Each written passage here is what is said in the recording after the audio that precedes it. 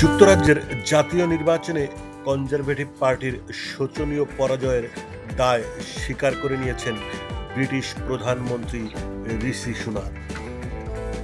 Labour পার্টির কাছে ভয়াবহ পরাজয়ের পর তিনি সমর্থকদের বলেছেন, ব্রিটিশ জনগণ একটি দুঃখজনক রায় দিয়েছে। এখান থেকে অনেক কিছু শেখার আছে। এ পরাজয় দায় নিচ্ছি আমি।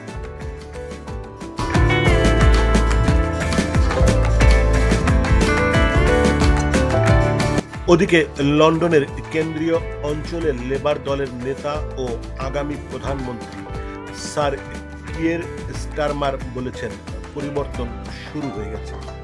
খুব ভালো লাগছে, আমি সৎ থাকব।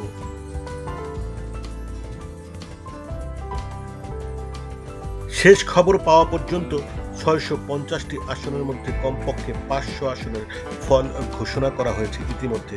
তাতে দেখা যাচ্ছে লেবার দল একক সংখ্যাগরিষ্ঠতা নিয়ে সরকার গঠন করতে যাচ্ছে। অন্যদিকে কনজারভেটিভরা ইতিহাসের সবচেয়ে খারাপ ফল করেছেন। তাদেরকে দৃশ্যত ১৩৬ জন এমপি নিয়েই সন্তুষ্ট থাকতে হবে। মুক্তি টিভি নিউজ ডেস্ক।